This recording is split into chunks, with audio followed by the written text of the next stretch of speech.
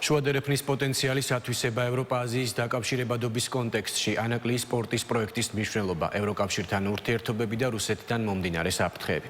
ეს იყო ძირითადი საკითხები, რაზეც ინდოეთში გამართული რაიზინა დიალოგის ფარგლებში საქართველოს საგარეო უწყების ხელმძღვანელმა ყურადღება გაამახვილა. მაკა ბოჭორიშვილმა მონაწილეობა მიიღო რამდენიმე პანელურ დისკუსიაში. ასევე ორმხრივი შეხვედრები გამართა არაერთი ქვეყნის საგარეო საქმეთა მინისტრთან. ვიზიტის დასასრულს კი საქართველოს საგარეო უწყების ხელმძღვანელი მასპინძელი ქვეყნის კოლეგა მინისტრს შეხვდა. მოამბე ნიუ-დელიდან მაკა ბოჭორიშვილის სამდღიან ვიზიტს ანა ბროლაძე შეაჯამებს. პანელურ დისკუსიაში მონაწილეობა ოფიციალური თბილისის გზავნილებზე სასაუბრო თუ როგორ ხედავს საქართველოს თავის როლს და ფუნქციას დაკავშირებადობის კიდევ უფრო მეტად გასაზრდელად ორმხრივი შეხვედრები ინდოწყნარი ოკეანის ქვეყნების რეგიონის ქვეყნების მინისტრებთან ევროკავშირის წევრი სახელმწიფოების მინისტრებთან კომუნიკაციის შესაძლებლობა მათ შორის სლოვენიის პირველ დიპლომატთან ურთიერთობის შესაძლებლობა ისევე როგორც შეხვედრა ლუქსემბურგის საგარეო საქმეთა მინისტრთან ამერიკულ დელეგაციასთან კომუნიკაციის შესაძლებლობა ასე გამოიყურება მაკა ბოჭორიშვილის სამდღიანი ვიზიტის შედეგი ინდოეთის რესპუბლიკაში ქვეყნის პირველმა დიპლომატმა რაიზინა დიალოგის 2025 წლის ფორუმში დაასრულა ჩართულობა ის ამბობს რომ ძალიან კარგი შესაძლებლობა იყო ეს ფორუმი რომლის საიუბილეო 10 წლის შეკრება შედგა ინდოეთის დედაქალაქში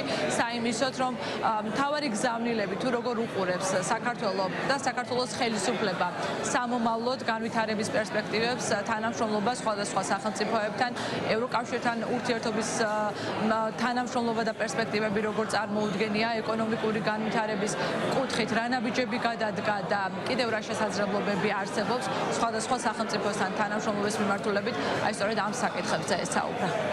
ეს იყო ძალიან კარგი შესაძლებლობა საკმაოდ მაღალი დონის მონაწილეებით, სადაც ორჯერ მქონდა შესაძლებლობა სხვადასხვა ფორმატში მიმემართა ამ ღონისძიების მონაწილეებისთვის და მესაუბრა საქართველოს პრიორიტეტებზე, როგორც ეკონომიკურ რეფორმებზე, ასევე უსაფრთხოების გამოწვევებზე და ზოგადად საქართველოს პრიორიტეტებზე, იქნება ეს ევროპული ინტეგრაციის კუთხით თუ სხვა მიმართულებებით თანამშრომლობებზე. საკმაოდ ბევრი შეხვედრის შესაძლებლობაც მქონდა ისეთ ქვეყნებთან, რომლებთანაც არ არის მარტივი შეხვედრა განსაკუთრებით და ასეთი ფორმატები კარგი შესაძლებლობაა სწორედ საქართველოსთან დაკავშირებულ საკითხებზე სხვადასხვა ქვეყნის წარმომადგენლებთან კონდეს კომუნიკაცია, რაც ვფიქრობ იყო საკმაოდ წარმატებული. ხედვა კავკასიიდან ასეთი სახელწოდების პანელურ დისკუსიაში ჩაერთო დღეს ქვეყნის პირველი დიპლომატი, მას ჰქონდა შესაძლებლობა რომ ეპასუხა მოდერატორის შეკითხვებისთვის, რომელიც წარმოადგენდა ინდოეთის საგარეო ურთიერთობათა კომიტეტს და მომხსენებელი იყო მოდერატორი, რომელიც წარმართავდა დისკუსიას.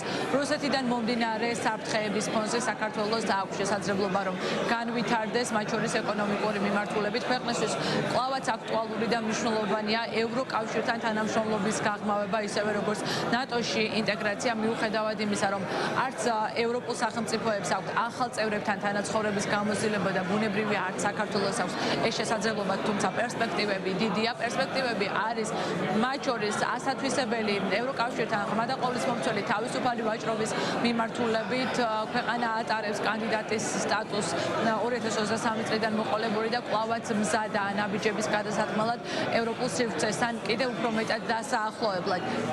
ჩინეთთან თანამშრომლობა ანაკლიის სპორტის კონტექსტში როგორ უყურებს ჩვენი ქვეყანა ამ საკითხს გეოსტრატეგიულ დანიშნულებას თუ როგორც უბრალოდ ეკონომიკურ შესაძლებლობებს. ესეც არის შეკითხვა, რომელზეც პასუხის გაცემა მოუხდა საქართველოს პირველ დიპლომატს. საკმაოდ საინტერესო წარიმართა დისკუსია და მოდერატორმა გვითხრა ამ შეხვედრის ამ ღონისძიების დასრულების შემდეგ, რომ წვავე იყო მისი შეკითხვები, ხოლო საქართველოს საგარეო უწყების ხელმძღვანელის პასუხები ამომწურავი. კიდევ ერთი სიახლის შესახებ გავიგეთ მისგან ასევე, რომ ინდოეთი დაინტერესებულია ჩვენს ქვეყანასთან სავაჭრო თანამშრომლობის გაღრმავებით და თავისუფალი სავაჭრო შეთანხმების მიღწევით და მხარეები აქტიურად აპირებენ ამ მიმართულებით თანამშრომლობის გაღრმავებას და ეს საკითხი იყო ერთ-ერთი ასევე ინდოეთის საგარეო უწყების ხელმძღვანელთან შეხვედრისას. თუმცა როგორი გზავნილები ჰქონდა მაკა ბოჭორიშვილს უშუალოდ პანელზე, როდესაც ის ცდილობდა წარმოეჩინა ქვეყნის პოზიციონირება და ხედვა სამხრეთ კავკასიიდან, შეგვიძლია მოვისმინოთ მისი გამოსვლის ნაწილი.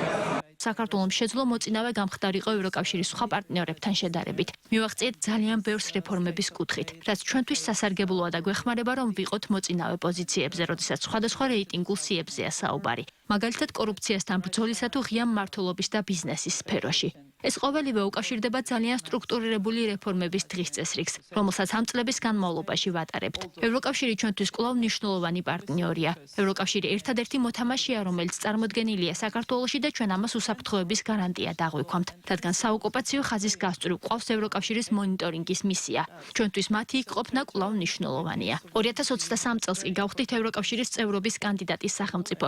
ეს ჩვენთვის დიდი ხნის მიზანია, რომელიც გაწერილია საქართველოს კონსტიტუციით. სხვათა შორის სწორედ ამ მთავრობა მიიღო გადაწყვეტილება, რომ ეს მუხლი კონსტიტუციაში ჩაედო 2018 წელს. ეს კვლავ რჩება ჩვენი საგარეო პოლიტიკის მთავარ მიზნად, რომელსაც უნდა მივახციოთ. თუმცა უნდა გვესმოდეს, რომ საჭიროა ვისწავლოთ ჩვენს და ევროკავშირმაც თუ როგორ მივახციოთ ამ მიზანს, რადგან ეს არ არის მარტივი დრო ევროკავშირისთვის, არც საქართველოსთვის.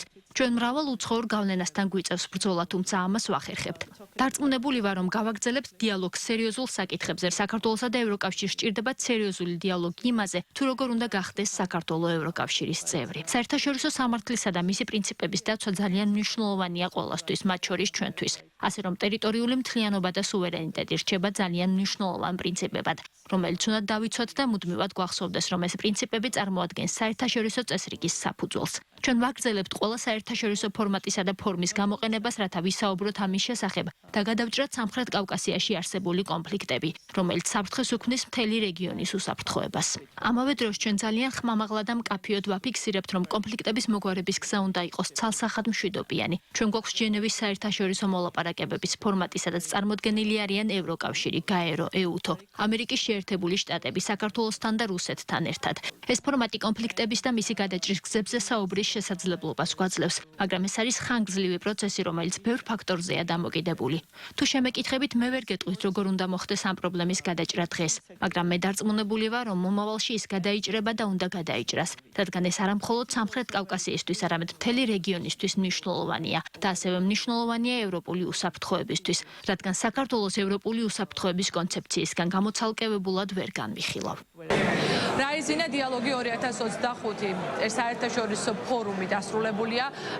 დისკუსიების ფორმატი, რომელიც შექმნილია ინდოეთის პრემიერ-მინისტრის ხელმძღვანელობით, აი ამ ფორმატში ჩართვის შესაძლებლობა პირველად მიეცა საგარეო საქმეთა მინისტრს საქართველოსთან და აღსანიშნავია, რომ მინისტრის სტატუსით მაკა ბოჭორიშვილისთვის ეს იყო პირველი შესაძლებლობა, რომ ინდოეთის დედაქალაქში ჩამოსულიყო შეხვედრების გასამართად და უშუალოდ ღონისძიებაში მონაწილეობის მისაღებად.